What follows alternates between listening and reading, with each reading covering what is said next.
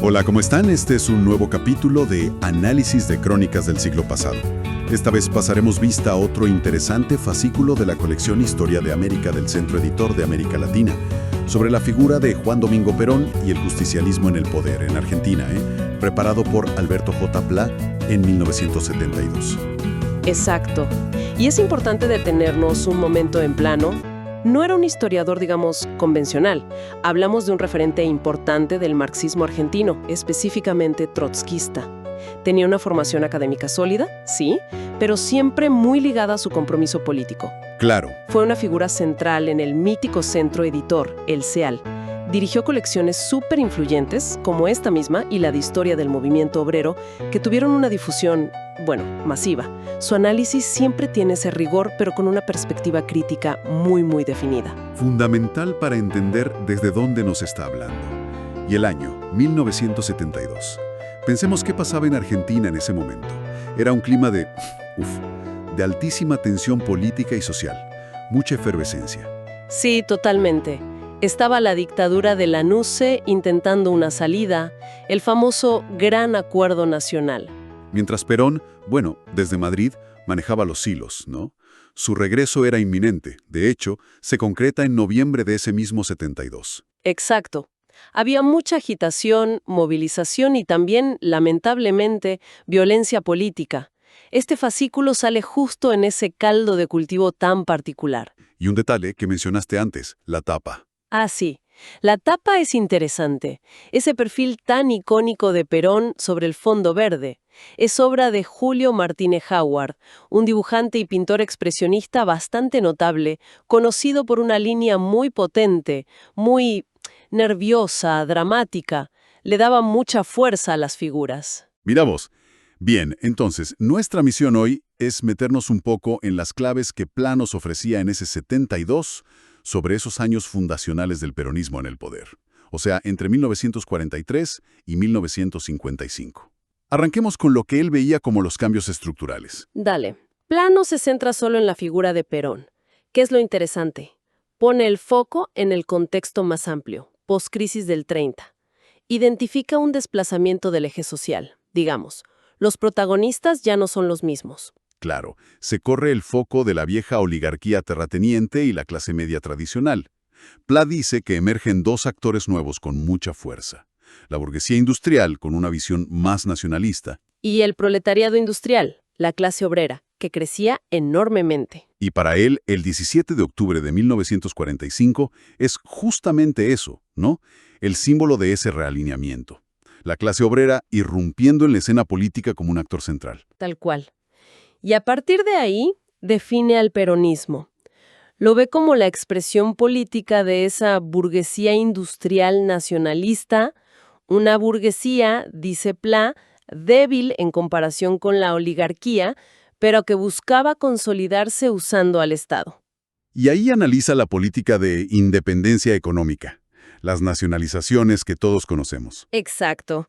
Los ferrocarriles, el Banco Central, los teléfonos, medidas que, según Pla, buscaban fortalecer el mercado interno. Y pone mucho énfasis en la industria liviana, ¿cierto? Alimentos, textiles. Sí, orientada a ese consumo popular que crecía. Y lo encuadra en lo que él llama un segundo nacionalismo latinoamericano. ¿Cómo sería eso? Bueno, dice que era antiimperialista en algunos aspectos, como las nacionalizaciones, pero limitado por su carácter burgués. O sea, defendía el capitalismo nacional, pagaba indemnizaciones. Lo diferencia de un tercer nacionalismo que vendría después, tipo Cuba, ya con una perspectiva socialista declarada. Entiendo. Y después está el tema de la relación con la clase obrera, que es central en Perón. Centralísima. Destaca el crecimiento exponencial de los trabajadores, mucho por la migración interna, del campo a la ciudad. Y la sindicalización masiva bajo el peronismo, con la CGT como la columna vertebral. Pla explica cómo Perón logra captar a ese nuevo proletariado. El discurso nacionalista, la justicia social, conectaron fuerte. Pero también señala, desde su visión marxista, como una falencia de la izquierda tradicional para entender a esas nuevas masas. Describe una relación, dialéctica, usa esa palabra, un ida y vuelta. La base obrera empuja, Consigue conquistas sociales, económicas, que son innegables. Pero al mismo tiempo, según Pla, la dirección peronista, que él asocia a esa burguesía, busca siempre canalizar, controlar ese movimiento. Ponerle un freno si la cosa amenazaba con desbordar el sistema capitalista. Exacto. Menciona incluso lo del Partido Laborista, su creación y rápida disolución, como un ejemplo de ese intento de control. Y eso nos lleva a la caída de 1955. ¿Cómo la interpreta Pla? Como el resultado de esos mismos límites del proyecto peronista. Ante la reacción de la oligarquía y el riesgo de que la base popular se desbordara si la llamaba a luchar, Perón opta por la conciliación. Evita la movilización armada de las masas trabajadoras. y eso, según Pla, facilita su derrocamiento. Marca esa incapacidad o falta de voluntad política para llevar el proceso más allá de las fronteras del capitalismo. Fascinante el análisis. Y si pensamos en el momento en que escribe Pla, 1972, justo antes del regreso de Perón, Claro, su análisis de alguna manera ilumina las tensiones que iban a seguir muy presentes, ¿no? Las que marcaron las décadas siguientes. totalmente.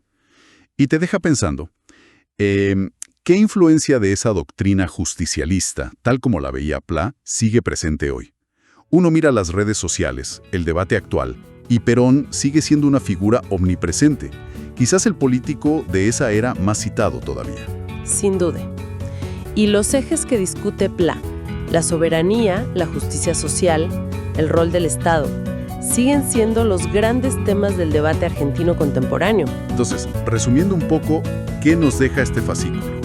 Una visión marxista particular del peronismo, muy enfocada en lo estructural, en las clases sociales, y escrita además en un momento histórico absolutamente bisagra para Argentina. Y nos deja picando una reflexión importante, creo yo, que ya estaba en Pla. Si ese modelo de nacionalismo burgués basado en la industria liviana, el mercado interno, mostró sus límites ya en los 50, como él marca, ¿qué caminos quedaban abiertos entonces? ¿Y qué lecciones nos deja eso sobre los desafíos del desarrollo, de la soberanía, para países como los nuestros? Una pregunta que sigue abierta, sin duda.